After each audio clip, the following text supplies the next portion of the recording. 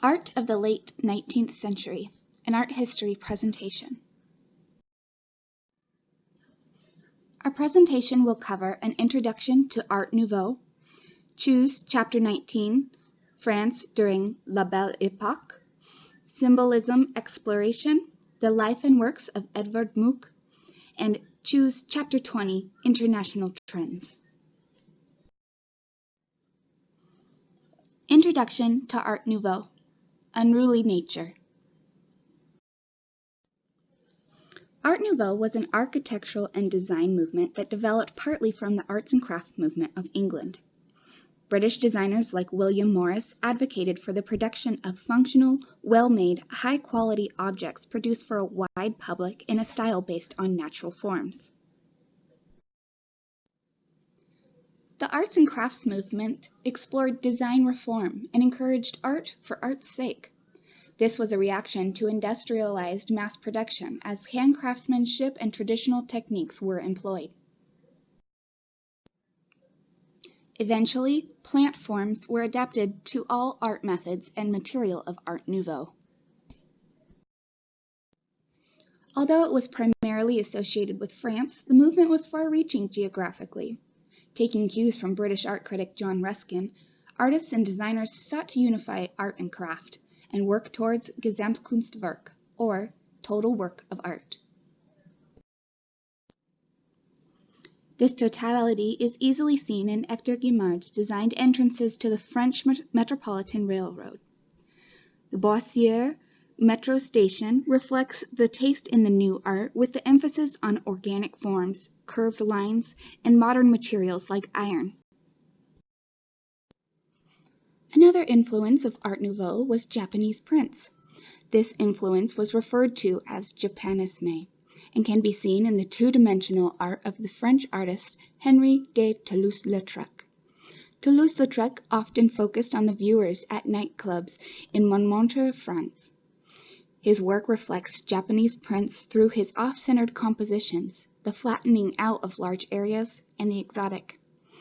He celebrated the femme nouvelle. The new woman rejected the traditional roles of femininity, domesticity, and subservience. Through graphic arts, Art Nouveau reached a large international audience, and its senseless lines complemented the art form. Art Nouveau was also influenced by the Rococo style, botanical studies, and illustrations of deep-sea organisms. The German art dealer Siegfried Bring opened a gallery called L'Art Nouveau in Paris for the new contemporary decor. He was passionate about the art of American decorative artist Louis Comfort Tiffany. The decorative arts were a synthesis of all arts based on naturalistic and organic forms. Furniture, jewelry, and functional items were meant to deflect the pressures and ugliness of the outside world as unruly, free-flowing nature took over from the late 19th and early 20th centuries. France during La Belle Époque. Choose Chapter 19. The Belle Époque, translated, literally means beautiful age. Between the end of the Franco-Prussian War and the start of World War I, France enjoyed relative interior peace, an increase in the standard of living for the rich and middle class, and celebrated art, music, architecture, and literature. However, many suffered living at or below poverty level and considered this time period the fin de siècle, or the end of the century. For them, fin de siècle meant grave social and economic inequality in the face of ostentatious behavior and grandeur. These years brought the revival of Roman Catholicism and the rapid development of psychiatry. People found solace in religion and sought new ways to approach the world by incorporating meditation, naturism, theosophy, and vegetarianism into their lives. The term Art Nouveau took its meaning from Siegfried Bring, who established La Maison de l'Art, and British designer William Morris, who felt that fine and decorative arts should be united. Art Nouveau was an innovative approach where design was inspired by the long, sinuous lines of plants, marine life, and organic forms. This was made possible by the continued progress of the Industrial Revolution, which brought about the inventions of cast iron, molded glass, and electric lighting. Art Nouveau was most prominent in architecture, furniture, and interiors. Art Nouveau in art was best exemplified by Toulouse-Lautrec and his posters for the popular cabarets. Influenced by the Japanese woodblock prints and their flat uniform images and flowery contours, Lautrec created posters advertising cabaret performances by employing radically simple swatches of colors and silhouettes. He placed the emphasis on the spectator instead of the performance and brought out the essence of the figure without detail. Gauguin's later work, Gustave Moreau and Odilon Redon, pursued ideas based in observation, and then created imaginative interpretations in an attempt to get answers to the great questions of life. The aim of symbolism was to find a spiritual reality behind the tangible reality of the physical world.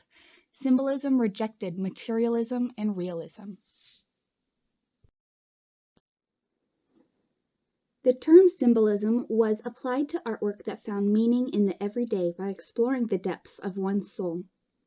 Two cult groups found themselves within the parameters of this definition. They were Joseph Péladan and the Salon Rose and Croix, and the Nabi.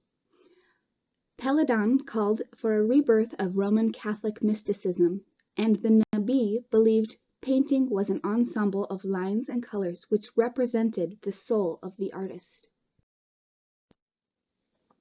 Sculptor Auguste Rodin attempted to express the spiritual in the commonplace and was considered a symbologist.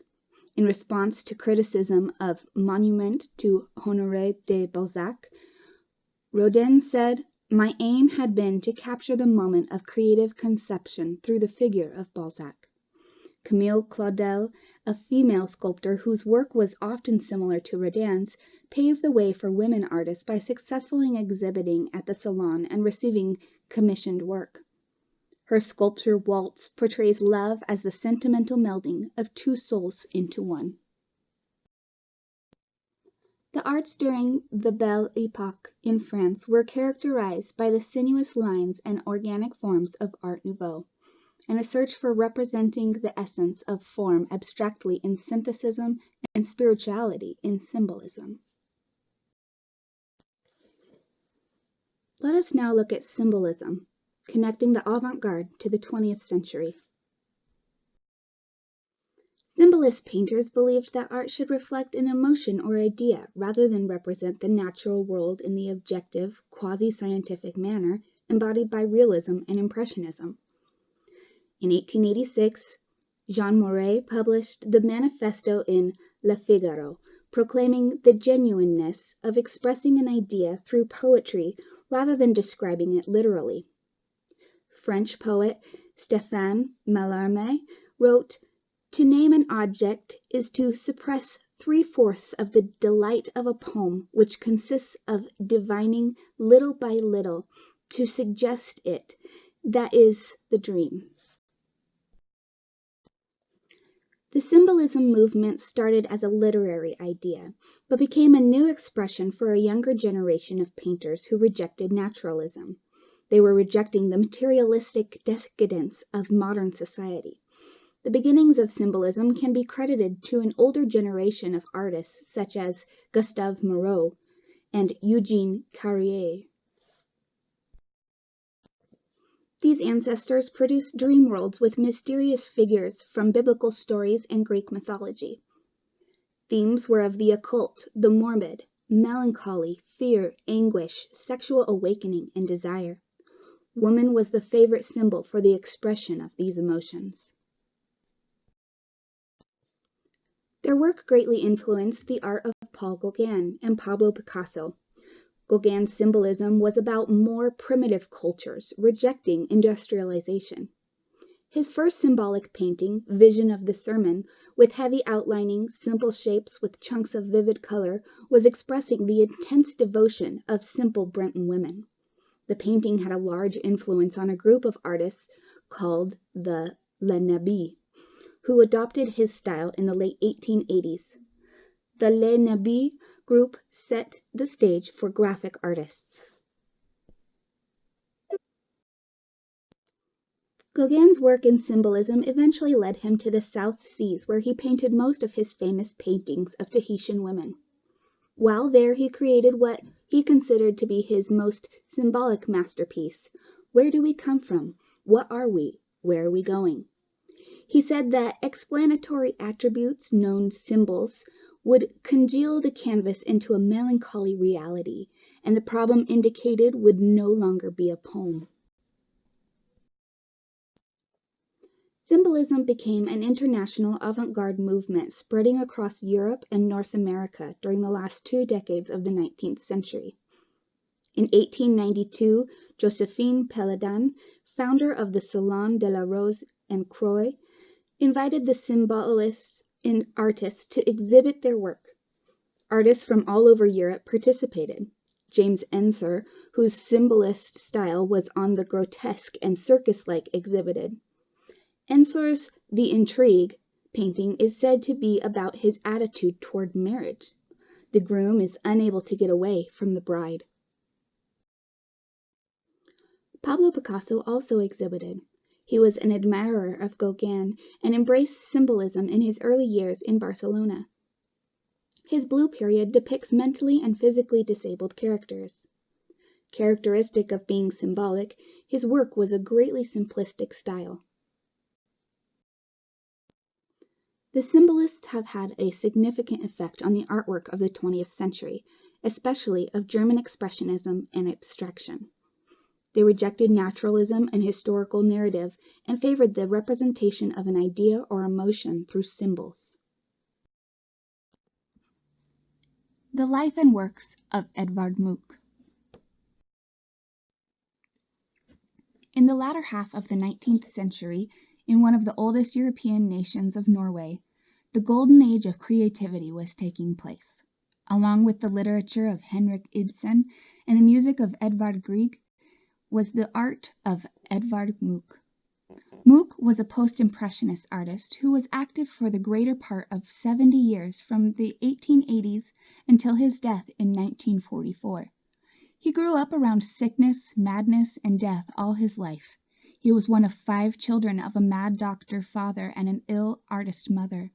He wrote that he felt he inherited the seeds of madness from his father, who was obsessively religious and neurotic. In 1885, he traveled to Paris for a short 3 weeks. He experienced the Impressionists, their color, form, and happiness. His paintings became less gloomy. His brushwork became freer. In Norway, he became part of a group called Christiania Bohemia, a radical avant-garde group. In 1889, at the age of 26, he put on his own show in Oslo. He produced 110 works for this show. The biggest impression he made was with a painting called Spring. This success allowed him to win a scholarship to study in Paris. So he returned in 1889, arriving at the studio of Léon Bonnat. He arrived during the Exposition Universelle, where he exhibited one of his early works called Morning. It was highly criticized because it rejected realism, much like other impressionistic works.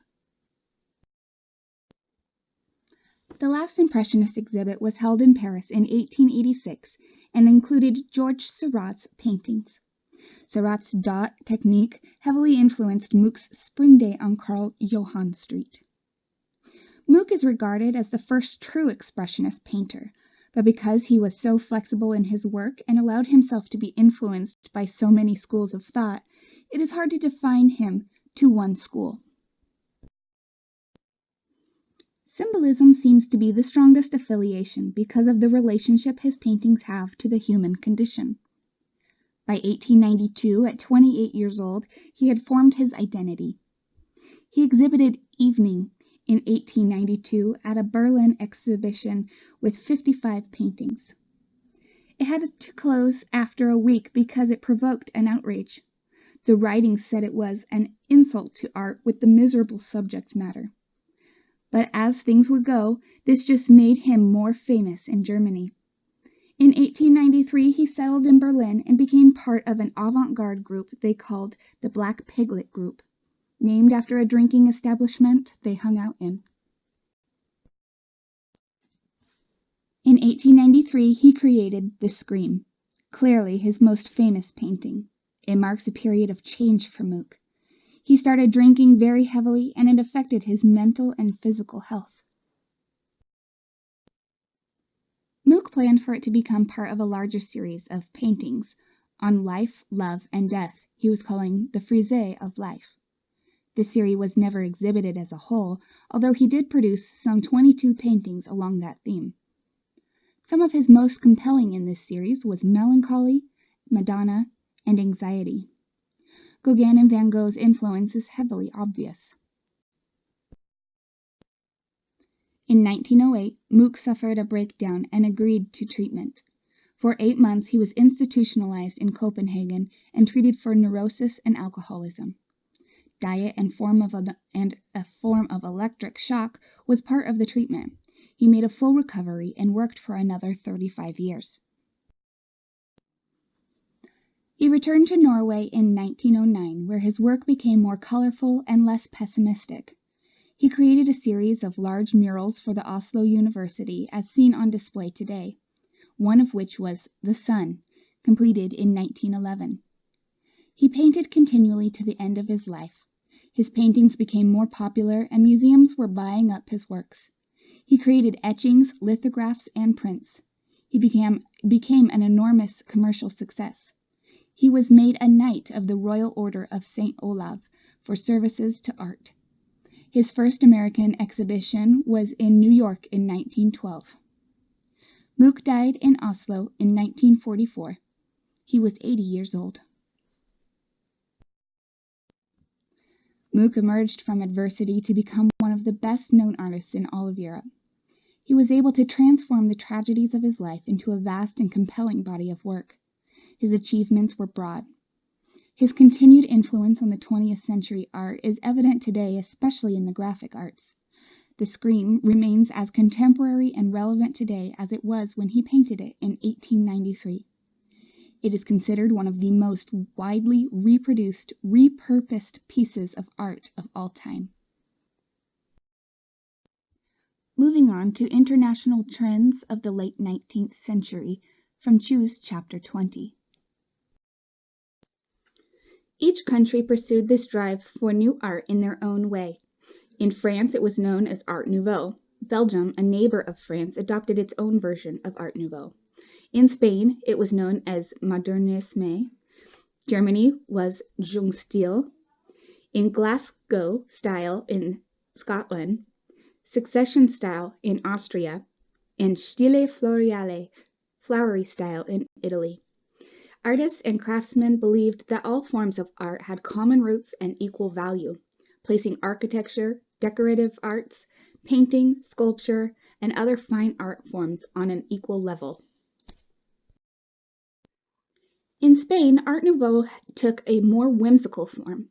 Pioneer Antoni Gaudi's style mimicked the historical precedent of medieval Spain and Islamic influence until around 1900, when he deviated to Modernisme. His version of Art Nouveau, also nature-inspired, was filled with buildings with wave-like, undulating facades. His style is best exemplified in his remodeling of Casa Batlle in 1905. Gaudi uses his unique undulating facade to create interesting balconies for each floor.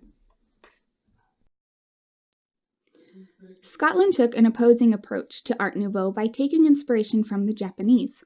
This form of Art Nouveau rejected the organic and natural form for grids and geometric shapes. As tea rooms increased in popularity, business owners began focusing on their decor to attract customers and boost overall business. Catherine Cranston, a local entrepreneur, exemplifies this strategy. She employed the designs of a group called the Four, consisting of Charles Rennie Mackintosh, Margaret MacDonald, Frances MacDonald, and James Herbert McNair. The Four designed the Willow Tea Room's Salon de Luxe in this style, balancing the vertical lines and horizontal lines and incorporating slight curve and diagonals. In Vienna, the Secession Group was a group of 19 artists dedicated to seceding from the default artistic style of Vienna. They would often include artists from outside Vienna in their shows, such as Mackintosh and the Glasgow style from Scotland. Gustav Klimt, founding member and renowned painter of the Secession movement, was known for his unique interpretations of his subject matter. In his painting, Medicine, Klimt uses unique poses and body hair on the nude bodies in conjunction with a depiction of Hygienia, the Greek goddess of medicine. Held in the city of Paris and taking up 277 acres of land, the Universal Exhibition brought in technological innovations, architectural and decorative creation, and fine arts in the style of naturalism. Art Nouveau incorporated architecture, decorative arts, and fine arts in one style. However, despite being a unified era, each country in Europe had its own Art Nouveau variation. This concludes the information portion of our presentation. Please review the following slides for questions for your discussion forum, as well as section terminology and references. Thank you.